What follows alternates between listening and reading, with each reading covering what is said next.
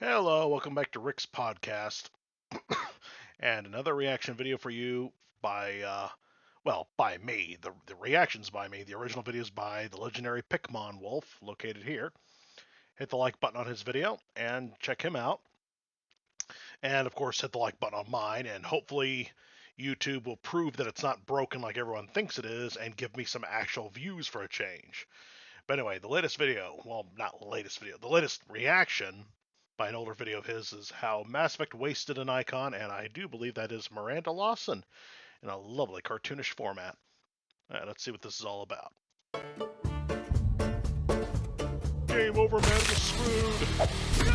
Rest in peace, Bill Paxton. Speaking of Bill Paxton, you should check out Michael Bain. He's got a podcast of his own now on YouTube. He's had it for a couple of years now, apparently. Mass Effect has a lot of characters in it. Most are great, a few are bad, and some sine wave wildly between the two. One such character is Miranda Lawson. She's a prominent character with a massive amount of screen time, phenomenal voice acting, and her story consists of a lot of interesting concepts, many of which are executed very well. And yet, all of its... Oh, pause it there. Sorry to interrupt, but there's something I noticed. with a... First off, yeah, I was surprised when, Mass Effect 2, I remember back to when I played Mass Effect 2 for the very first time so long ago. I don't even remember how many years ago it was. The atmosphere just felt so different, so dark and red, which is kind of fitting given that this is what I'm looking at literally here. But tell me, does this character over here look like Maya Brooks? Because Maya Brooks was supposedly made up, as the person who provided the dossiers for Miranda. Yet we never see or hear of her in Mass Effect 2. Just saying. Massive amount of screen time, phenomenal voice acting, and her story consists of a lot of interesting concepts, many of which are executed very well.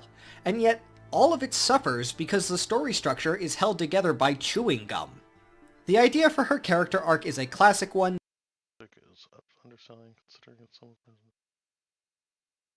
Not sure how to interpret what you wrote there, but I do know that you must always take into account the fact that the third game was written by a completely different group of people. You must never forget that because that is absolutely critical. Those people were subpar compared to the original writers of the first two games. That's been done countless other by very well. And yet, all of it suffers because the story structure is held together by chewing gum. The idea for her character arc is a classic one that's been done countless times before, and even a half dozen times in the Mass Effect series. Protagonist and side characters start off not getting along, then as the story goes on, they grow closer and end up as friends or even lovers. Even though it's such a classic arc, the game still had an interesting approach to it. Miranda is the person mainly responsible for bringing Shepard back to life at the start of the game. That's a very distinct story to incorporate this arc into. It's a fun departure from the classic kind and motherly hero at the start of... Take a look at the drawing over here. I never played as Fem Shep beyond a few minutes of the first game, so for a second there I thought they were giving her a big bulge over here because this is Shepard's body after all. So anyway, sorry for the interruption. Miranda is the person mainly responsible for bringing Shepard back to life at the start of the game. That's a very distinct story to incorporate this arc into. It's a fun departure from the classic kind and motherly healer archetype, and because you owe her, she's able to get away with being very unpleasant without the player instantly slotting her into the hate forever category.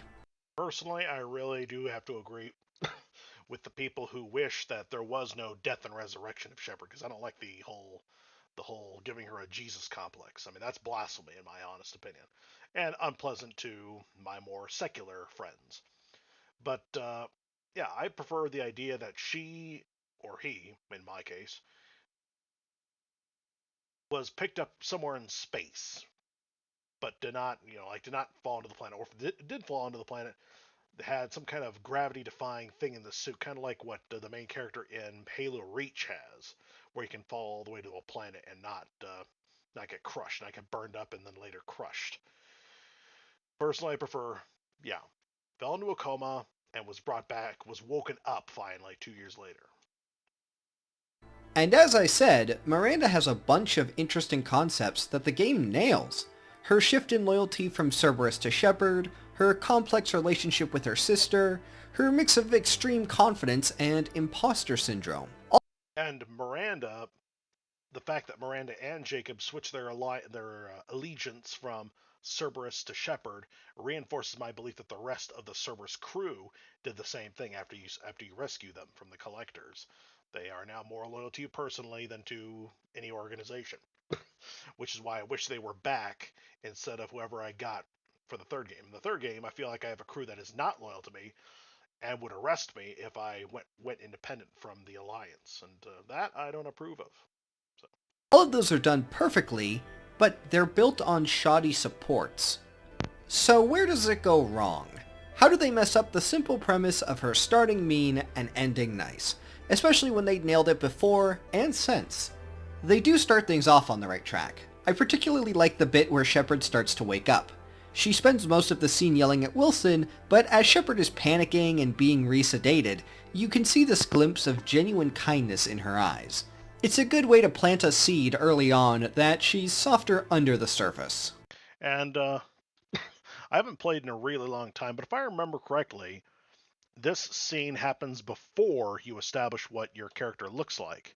So does the white hand still appear white if you were planning on if you imported a black Shepherd?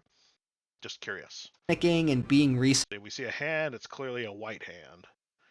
But what if your Shepherd was black in the first game, and you imported him or her? sedated, you can see this glimpse of genuine kindness in her eyes. It's a good way to plant a seed early on that she's softer under the surface. Perhaps the Florence Nightingale effect.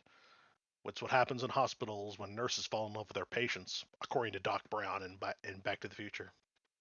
It's a good way to plant a seed early on that she's softer under the surface. She helps Shepard escape, and you learn a bit about her through the audio logs you find during the mission. Then, at the end, despite working her ass off to make sure that they're safe, she's very willing to just leave Shepard behind to rot. It becomes clear that she was getting them to safety because they were her pet project, not because she actually cares about them as a person. This is emphasized when she says right to your face that she wanted to implant a control chip in your brain. And alongside that, she's just very unnecessarily mean and closed off, even if you try to be nice. This is contrasted with Jacob, who is being polite and honest with you. I like this likable Jacob has never seen it again. Huh. Well, fair enough. Let's see if I can. During the introduction, they get Miranda exactly right. That's why it feels a lot more noticeable when she immediately falls apart when the game starts proper. She's really excessively mean, then the second you're on the Normandy she's polite, and after you've done a single mission, she's straight up friendly. It's a complete and total jump that makes her feel like an entirely different person. She says this line, "I'm impressed, Shepard. So far things have gone exceptionally well." and it's like, yeah, of course things have gone smoothly so far. We just started!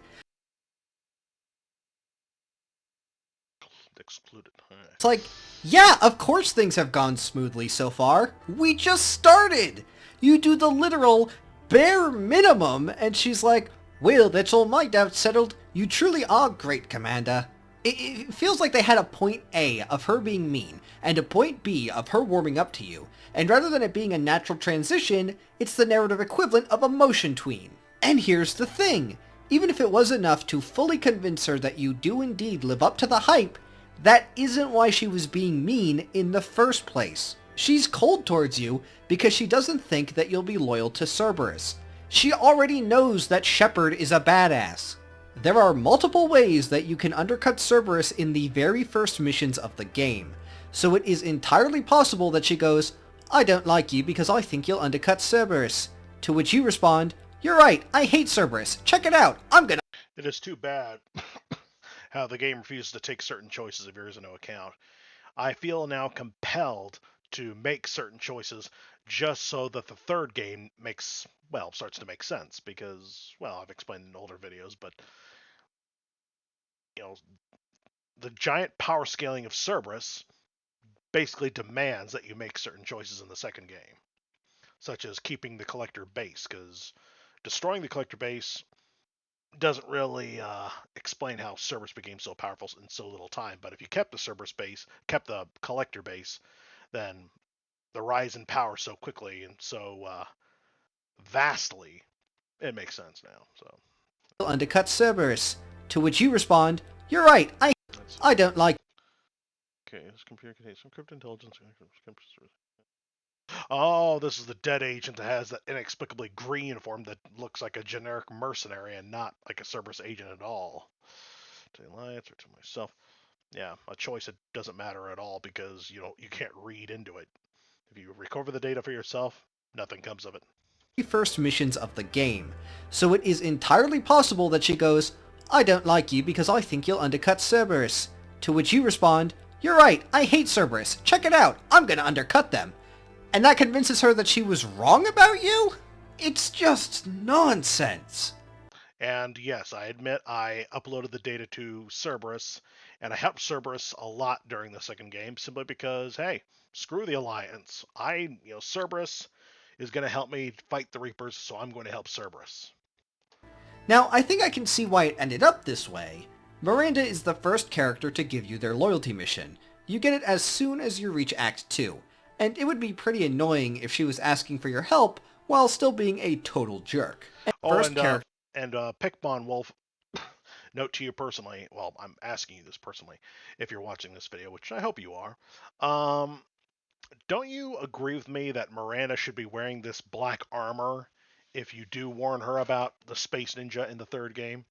Because, she makes preparations if you warn her, but those preparations are never seen or referenced to ever again, so we have no idea what she did.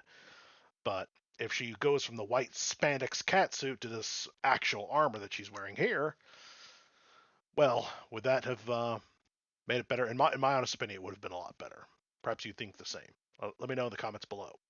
To give you their loyalty mission. You get it as soon as you reach Act 2, and it would be pretty annoying if she was asking for your help while still being a total jerk. So they wanted her to have already warmed up to you before then, which means she needs to start warming up to you very quickly during Act 1.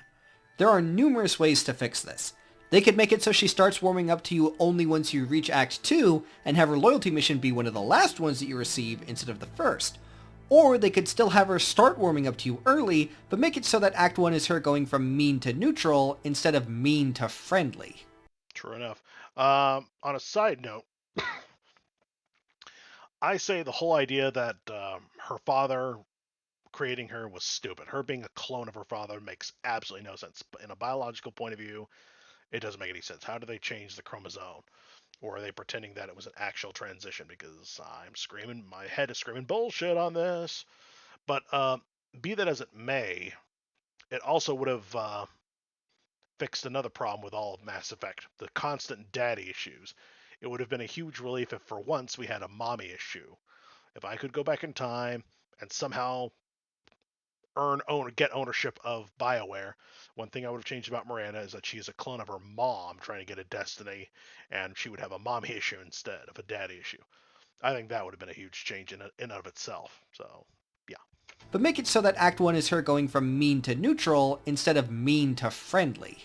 They do a much better job portraying a gradual shift when it comes to her moving further and further away from Cerberus ideals, with her defenses of them growing less ferocious and more apologetic. It could still use some work. I think the fact that you can't confront her about Toombs' squad is frustrating as hell, especially if you're a sole survivor. But overall, this is a very believable and well done transition. Anyways, she's now friendly, even if getting here was clunky. How does her story fare from here on out? I think it's at this point that more issues with the execution of the story pop up alongside the structural issues. Let's look at her loyalty mission. After Miranda escaped from her asshole father, he simply created a copy of her. So Miranda went back and took the child, spiriting them away to safety. Yeah, a copy of her that doesn't look anything like her. You have to get a mod to fix that giant problem. So Miranda went back and took the child, spiriting them away to safety. She's been protecting her from the shadows since, never even letting her know that she exists. But now her location has been compromised, and you need to prevent his hired thugs from collecting her. The idea of her protecting her genetically modified clone sister is really cool, and the intended moral grayness of her stealing a child for reasons that she insists are justified is interesting. So how does it falter?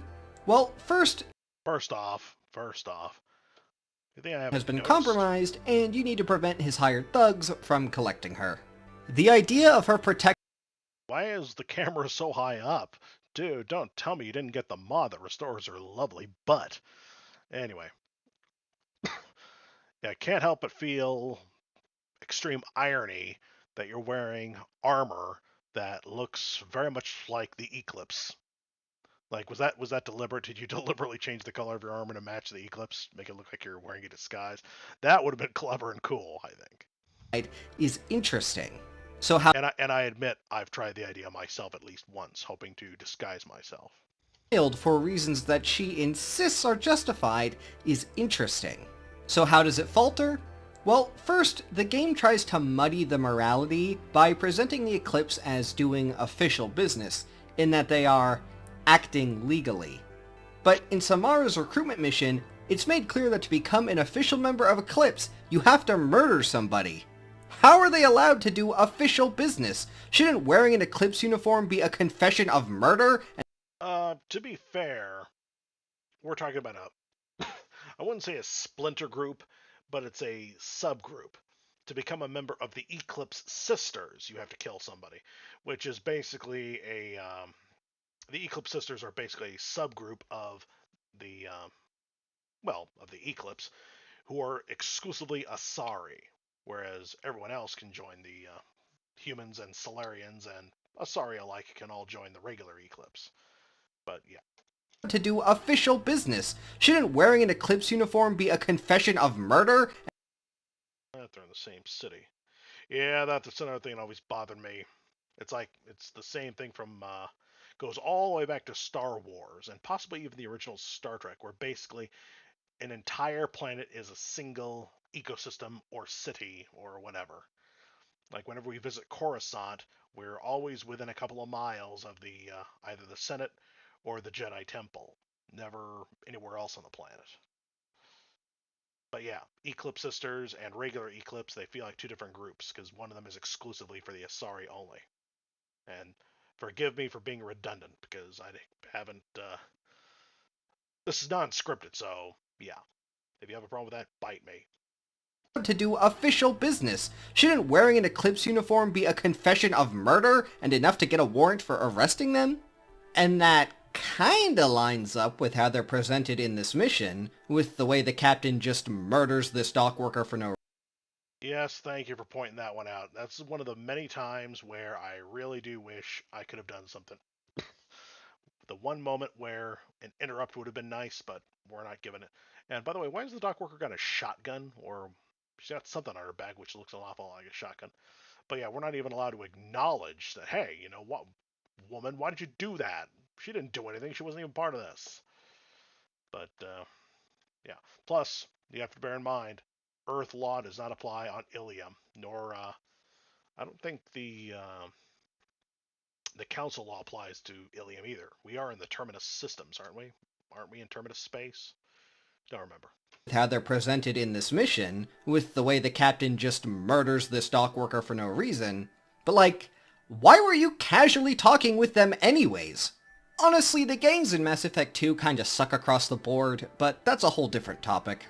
Another issue with the mission is why were you casually talking with them anyways? Honestly, the gangs in Mass Effect 2 kinda suck across the board, but To be fair, everybody's a criminal. Even half of your squad are all criminals. Mass Effect 2 is basically the Suicide Squad. Everybody's a criminal. There are no real heroes. No, there are no clean heroes. kinda lines up with how they're presented in this mission, with the way the captain just murders this dock worker for no reason. But like, why were you casually talking with them anyways? Honestly, the gangs in Mass Effect 2 kinda suck across the board, but that's a whole different topic. Another issue with the mission is that based on everything we hear about her father, rescuing Oriana wasn't even a morally gray action. It was entirely justified. It seems like the game comes to that conclusion as well, since you can only side with Miranda, and Niket even admits that he's mostly collecting her for the money.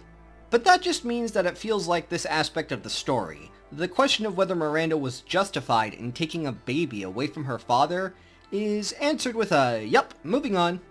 They either should have explored this aspect further and made it properly morally gray, or focused on it less, rather than its awkward half-implementation. And lastly, why don't they look identical?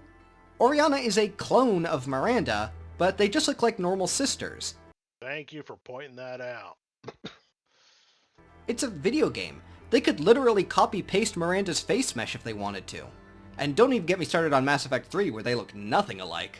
As for what the mission does right, I quite like that she was betrayed by the one person she truly trusted. And Niquette's mixture of self-justification... That's because he's a Steve copy, and we can't trust people like Steve. Betrayed by the one person she truly trusted. And Niquette's mixture of self-justification and shameless greed is pretty nuanced. I like that he seems to genuinely care about Miranda and Oriana, but he will admit that the money is one of his main motivators for betraying her. Some other positives. The layout of this mission with all the moving crates is fun, and Enyala is another of Mass Effect 2's great one-off antagonists, even if the fact that she was given this job makes no sense. By the way, Enyala, I don't remember if it was Enyala or Wassier, but I think it's Enyala. If you use the dominate power on her and she starts, well, attacking her own, she will actually, I don't remember if she whispers out or yells out or says it in a struggling form, but she actually says apologies to her own comrades in a very sad way. It's actually made me feel bad using that power. Apparently the victim still thinks for himself, but cannot control his or her body. So you're forced to shoot your own comrades if you're under the domination spell, which is, yeah, sadistic, I guess. I was just waiting for you to finish getting dressed. Or does Cerberus really let you whore around in that outfit? I like her. Are we still recruiting? The choice at the end, whether to encourage Miranda to actually moving crates is fun, and Enyala is another of Mass Effect 2's great one-off antagonists, even if the fact that she was given this job makes no sense. I was just waiting for you to finish getting dressed. Or does Cerberus really let you whore around in that outfit? I like. So why does her being hired not make sense? I'm kind of confused about that. But yeah, I will agree that the one-shot characters here are better than certain particular main characters in the third game. So ironic. Antagonists, even if the fact that she was given this job makes no sense. The part to me that doesn't make sense is the fact that the game, and this is just one of many instances in the second game, everybody seems to forget that they are mercenaries. Mercenary is a key word here. They are killers or soldiers for hire. They are willing to do stuff for money. If I simply offered them more money than Henry was paying them, they could easily, on a drop of a hat, turn on their employer, because that's the way mercenaries do business. Unless they are private contractors with a sense of, moral honor, which these ones do not have. I have my hand in the pocket of the elusive man. I should be able to simply bribe her to make her go away.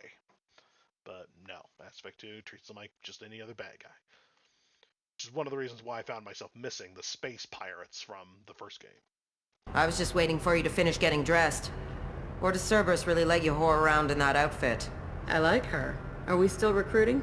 The choice at the end, whether to encourage Miranda to actually properly introduce herself to her sister or not, is compelling as well, even if it kinda has an obvious right answer. It's certainly not a bad mission, just flawed.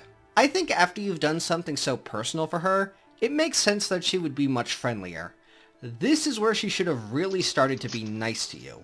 She should have had no choice but to let her guard down around you for this mission, and afterwards, she decides not to put it back up. Oh well, even if it was janky getting here, at least she'll be consistent from this point on. A nice, friendly... It wasn't Cerberus. Not really. But clearly you were a mistake. Oh no. So, this part. After you've done both Jack and Miranda's loyalty missions, they get into a big fight. They've been at each other's throats for the entire game, but this is where tensions boil over. You get the option to side with either of them and lose the loyalty of the other, or if you're Paragon Renegade enough, you can talk them both down.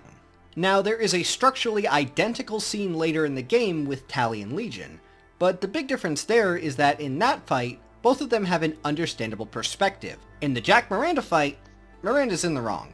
There's no getting around it. She's wrong, Jack's right. And that is emphasized by the fact that you are almost certainly going to see this scene directly after Jack's loyalty mission, which is focused on the immense trauma that Cerberus put Jack through. Remember, Miranda gives you her loyalty mission the instant you enter Act 2, and the game really pushes you towards the planet it's on. It is fine for her to have flaws and be wrong at times. I think this is represented perfectly in the Collector base when she incorrectly says that she can handle the biotic field. This fight isn't her being mistaken or imperfect, it's a return of the hateful and mean Miranda from the very start of the game. And if you side with Jack, she is furious. Think of it this way. In the world of Mass Effect, which is 150 years into the future, we still do not have the cure for infertility. Unfortunately, Miranda has some kind of sterility problem, so she can't have any kids. And so if we cannot cure that by the time of Mass Effect 2, well, then maybe she has bipolar disorder. Bipolar disorder is a real disease today, and unfortunately, there is no cure for it. So the fact that Miranda swings back and forth between those two moods, maybe that's the explanation. Maybe she's got bipolar. And am I the only one who really wishes that the colored bars of your abilities from the first game were still there? Because making the choices on in during the suicide mission would have been a lot it would have been a lot easier if you had the bars to help you, because it's clear that only a full blue bar can hold up the biotic bubble. But I know that's mainly for adepts, but Jack is more of a sentinel if I remember correctly, or maybe she's a vanguard. Not sure which, but yeah, she can hold up the bubble too. But they never get into details. They never get into why Miranda was not able to maintain the biotic bubble. I really do wish they did. Anyway, moving on. Mistaken or imperfect, it's a return of the hateful and mean Miranda from the very start of the game. And if you side with Jack, she is furious. Like I said, you lose her loyalty. You disagree with her once on a matter that she is absolutely in the wrong about, and she doesn't forgive you. Unless you tell her that you actually agree with her and just lied so Jack would calm down. I don't know if this was in a bit if they were unable to make her face look angry, or if this is just her being super cold. But yeah, the fact that her face is Her once. the fact that her yeah, I don't know if they were unable to make her look evil, make her look angry, or if they were just deliberately trying to make her have what they call tranquil fury. That's what they call it. On a matter that she is absolutely Not even remotely, and she still looks happy, even though inside she's pissed off. Oh dear. in the wrong about, and she doesn't forgive you. Unless you tell her that you actually agree with her and just lied so Jack would calm down. She will under no circumstances accept that she's wrong here. It gives this impression that she jumps back and forth between being nice and cruel with no rhyme or reason. Or worse, that she's truly just an awful person who's being nice solely to cozy up to her boss. This isn't the intent. She's supposed to be a good person who acts callous because her defenses are up, but this makes her seem like a cruel person who puts on a disingenuous facade of kindness. Hey Dantix, if you're watching this video, please watch the original video, because Pikmon is making good points, and so now I am starting to question why you would choose Miranda as your canonical romance. So yeah. And Miranda's loyalty is actually kind of weird. She's the character who has the most dialogue in the Collector base. The conversations where you discuss your next steps are primarily done with her. Rather than record this dialogue for every character to account for who you didn't recruit and who's died up to that point, they just make her unkillable. It is impossible for her to die for the vast majority of the final mission. It is only in the last stretch that she can get killed. Now, if she's not loyal, her survivability does plummet at that point. That explains why I was never able to find any any videos about her for some reason. Except, wait a minute. What if you chose... No, wait, let's see. You got the biotic bubble and you have 2 squad mates. Okay, yeah, it'll always take the other squad mate. If the biotic bubble falters and somebody else gets it, it's never Miranda. Yeah, now that you mention it, I don't remember seeing Miranda getting killed ever. But the fact that she's got extra bonus dialogue mean it's all the more reinforcing as to why you should pick Garrus to lead the second squad. Done with her. Rather than record this dialogue for every character to account for who you didn't recruit and who's died up to that point, they just make her unkillable. It is impossible. To be fair, she's basically the Liara of the second game. Liara is also unkillable, and they give her far more importance for some reason. You didn't recruit and who's died up to that point, they just make her unkillable. But to be fair, Miranda is your second in command. With you gone, she is the boss of the Normandy, not anybody else. So where Liara gets the power, no idea. To account for who you didn't recruit and who's died up to that point, they just make her unkillable. It is impossible for her to die for the vast majority of the final mission. It is only in the last stretch that she can get killed. Now, if she's not loyal, her survivability does plummet at that point. Disloyal characters are always the first to die in the Hold the Line sequence, and they can't survive if you take them into the final boss. But of all the characters in the game, Miranda has by far the best odds of surviving the final mission. And before I get into what that means, I want to talk about a couple of her specific scenes in the Collector base. First, I like that she asserts that she can both lead the second team and hold up the biotic field. She can successfully lead the team, but cannot hold the field. I think this is a great way to play into her characterization that she is both overconfident in her abilities and feels the need to do everything herself. The job that she succeeds in is the one more dependent on her own knowledge and skills, and the one that she fails at is more dependent on the strength of her genetic tailoring. Great stuff. The other scene I want to talk about... It further explains why Henry has rejected her. Not only because she has run away, but because she's got flaws. She prides herself as genetically perfect, though seems to do it somewhat reluctantly, or maybe not. Kind of proud of it as well. It's kind of weird. But anyway, she's got problems. She's got genetic mistakes. She cannot maintain the bubble, and she's sterile. So, all the more reason why he would make a clone of her. That is more dependent on the strength of her genetic tailoring. Great stuff. The other scene I want to talk about is one that I do like, but I think there's a missed opportunity. So, if you bring Miranda to the final boss, she gets specific dialogue with the Elusive Man about whether or not to blow up the Collector base. Miranda, do not let Shepard destroy the base. Miranda to the final boss, she gets specific dialogue with the Elusive Man about whether or not to blow up the Collector base. Hey, so does Jacob, doesn't he? Doesn't Jacob also get that kind of dialogue? But yeah. Hey, wait a minute. They're both here, so wait, who's leading the other squad? Garrus is here. Don't tell me you left Jacob in charge, or somebody else who cannot take command. Miranda, do not let Shepard destroy the base. Or what? You'll replace me next? I gave you an order, Miranda. I noticed. Consider this my resignation. This is a great scene. I think it's a good conclusion to the arc of her loyalty shifting away from Cerberus and towards you, which... I really do hate that scene because you're forced to basically side against him, because I actually sided with him in order to stay with Cerberus for the third game. But no, Mass Effect 3 retconned that choice, which I hate. I noticed. Consider this my resignation. This is a great scene. I think it's a good conclusion to the arc of her loyalty shifting away from Cerberus and towards you, which makes it extra weird that you still get this scene even if she isn't loyal. Even if she hates your guts, she still sides with you over Cerberus. She is guaranteed to die within minutes as soon as you finish the boss fight. I feel like it would have been way more interesting if disloyal Miranda sided with the Elusive Man here. Maybe you have to kill her and face the final boss with only one teammate. Or maybe she just says that you'll discuss it later and you never get a chance to. Like I said, just a missed opportunity. Anyways, the mission ends and Miranda is almost certainly one of the survivors. So how does Mass Effect 3 make use of her, since she's more likely to be present for it than pretty much anybody else?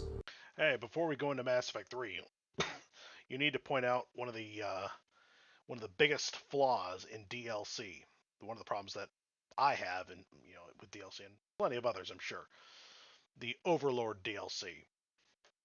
Miranda, Jacob, Legion, Tally, and even Jack have got absolutely nothing to say. None of your regular squad have anything to say or anything unique to say about that DLC. It's like nobody recorded any lines whatsoever for their characters. And yet that Cerberus, that mission, that DLC, involves Cerberus and the Geth. It revolves around those two different factions. And yet the people attached to them, including Miranda, have got nothing to say, and that is one of the biggest examples of, a wasting an icon. But because it's not part of the main game, it can be forgotten about. Anyways, the mission ends and Miranda is almost certainly one of the survivors. So how does Mass Effect 3 make use of her, since she's more likely to be present for it than pretty much anybody else? Simply put, it doesn't. Despite the fact that she's going to be alive for most playthroughs of Mass Effect 3, she is wasted harder than any other squad mate from 2. Ironically, one of the characters that's used best is Morden, who's the hardest to keep alive in the Collector base. None of the squad mates introduced in Mass Effect 2 rejoin you in 3. They always have an excuse not to, ranging from I'm dying, to I have other commitments, to I don't want to. Yet it's Miranda that And every one of them I hated.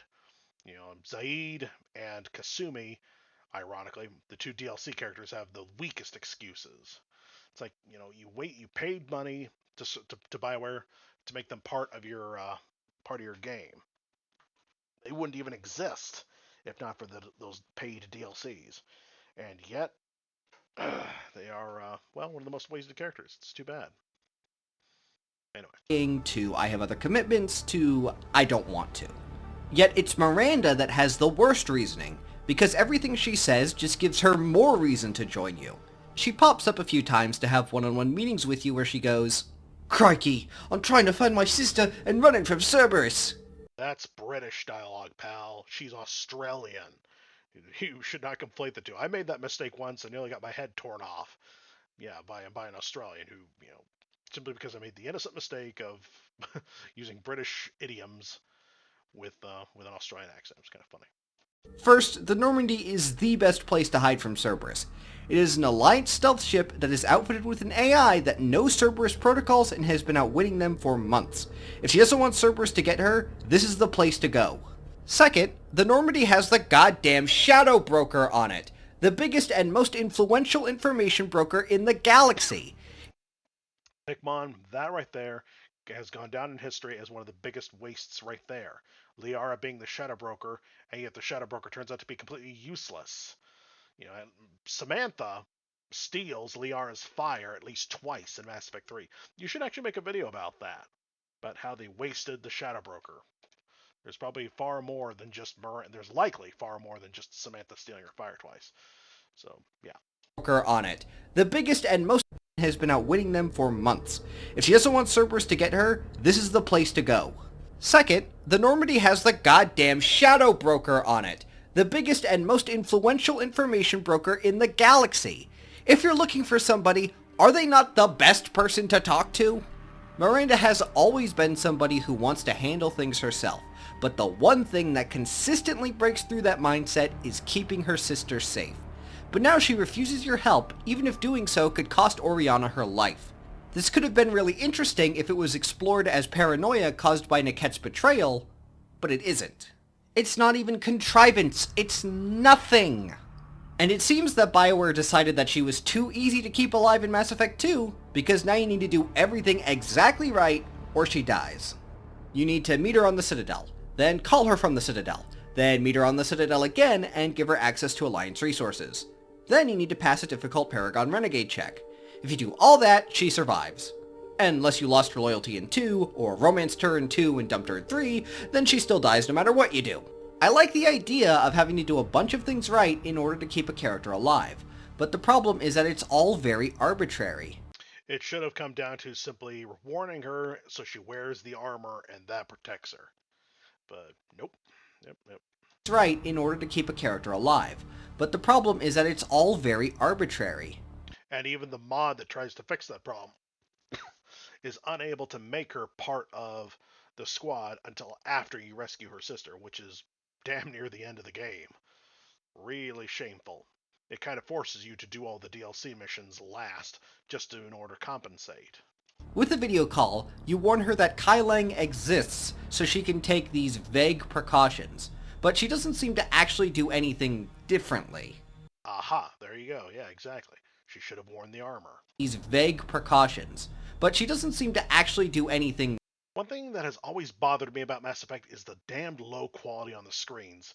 We're distant into the future, we got HD on everything, and yet everything, the cameras, the security cameras in the future, 150 years in the future, are still so damned low resolution. And of course, they conveniently go static after this. Should we see her fall? He's basically got her dead to rights, yet somehow she escapes. Why? Why do they not show us what happened? So she can take these vague precautions, but she doesn't seem to actually do anything differently. And there's no explanation as to what resources you give her access to or how she uses them. She refuses to tell you when there is absolutely zero reason for her to keep it secret. Mass Effect 3 is full of lazy cop-outs and retcons. What can I tell you? She refuses to tell you when there is absolutely zero reason for her to keep it secret. It's a stupid, contrived choice. Just another opportunity to accidentally get her killed. It all contributes to contrived choice. Just another opportunity to... Yeah, she blinks one last time before she dies. Isn't that feels kind of off right there. Accidentally get her killed. It all contributes to this feeling that her role in Mass Effect 3 is just so... empty. I've heard rumor that the reason Miranda gets so sidelined is because her actress, Yvonne Strahovski, was busy during the making of Mass Effect 3. And while we can see that she did indeed have a packed schedule, I've never seen any confirmation that that was the reason why. And besides that, I don't think the issue here is solely a lack of screen time. Imagine if instead of meeting her periodically throughout the game, she was just entirely missing. You try to find her for information on Cerberus, but she's completely vanished. Even Liara can't find her. Maybe you work with Oriana to try and track her down. That would have been much more compelling than the random check-ins. There's a number of other reasons that illogical things happen in the third game in order to ensure that the ending happens the way it happens. And one of them is Miranda not being on your ship, because if she was on your ship, you would have absolutely zero reason why you cannot go immediately to the Cerberus HQ and take it out. She knows exactly where it is, but for some reason never tells us. So they have to keep her off the ship to conveniently explain why why this never gets brought up. And of course, there's also the another controversy that's unrelated to this video that I brought up in the past. Why are you forced to take Liara with you to the temple when finding the last artifact on Thessia? The real reason? The real Doyleist reason why you're forced to take her along, and look that up. Doyleist versus Watsonian explanations. The Doyleist explanation, so that the Space Ninja has somebody light enough to throw at somebody else. That's also another reason why we're not allowed to have a Krogan on the team, because Krogan would have shrugged off the impact of Liara and he would have been able to continue to engage. But we need someone light enough to get knocked down by Liara getting thrown. Oh well. Her periodically throughout the game, she was just entirely missing. You try to find her for information on Cerberus, but she's completely vanished. Even Liara can't find her. Maybe you work with Oriana to try and track her down. That would have been much more compelling than the random check-ins. This approach probably would have taken more work, but if there was any character that it was worth investing time and resources into, it's the one who's most likely to be alive for the game. In the end, I just think it's kind of sad. Miranda is a very interesting character with so many things going for her, but it's all let down by the flaws and a shoddy structure that spans from the start of 2 to the end of 3. If every aspect of her character was done as well as her strengths, I think she would be a strong contender for the best character in the series. I think that's why she's a pretty divisive character. Those who latch onto the strengths really like her, and those who can't overlook the flaws don't. To wrap this up, let's go through some of her other strengths and weaknesses that I haven't really had a good chance to mention. I like that she is a very strong squad mate. It means that she has the strength to back up all of her confidence. It's hard to be annoyed when she really is as good as she says. She's so strong that it's actually imbalanced. She outpaces every other squad mate by miles. It means that you're actively nerfing yourself if you ever leave her behind on a mission. Though that's more of a weakness for everybody that isn't her. Really? Huh. Well, I'll be. Unlike Samara, I think her very sexualized outfit works. She was built in a lab to be a perfect specimen. She knows she's stunning and leverages it to her advantage. She's a bit of a femme fatale, but it's not the only thing she is. Though the camera was straight up shameless in the original release. It would contort itself into bad angles just to focus on her butt, even when... Hey, this was the golden age of gaming. Back when games were made for men, by men. They were made by men for men and boys. hey, quality was top notch, and I'm not talking about her butt. I'm talking about the games themselves. They were top quality. Nowadays, games are garbage and heavily feminist. So I refuse to believe that those two things are just a coincidence. Fatale, but it's not the only thing she is. Though the camera was straight up shameless in the original release, it would contort itself into bad angles just to focus on her butt, even when the conversation was meant to be serious. I never actually heard Yvonne say that. Did she actually say that, or did she write that down on a Twitter post or something? Just curious. Itself into bad angles just to focus on her butt, even when the conversation was meant to be serious. It was laughably gratuitous, and I'm glad they toned it down in the Legendary Edition. From the tiny bits we see of her, Oriana is a fun character. She feels like a much less jaded and cynical Miranda. Which means it really stinks how little of her we see. It would have been really cool if she had an expanded role in Mass Effect 3. And I could keep doing this for a while. Miranda isn't a good or bad character. She's both. It could have been worse, but it also could have been better. Thanks for watching, folks.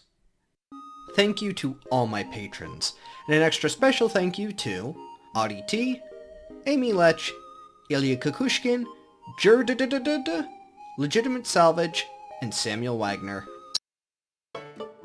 Alright.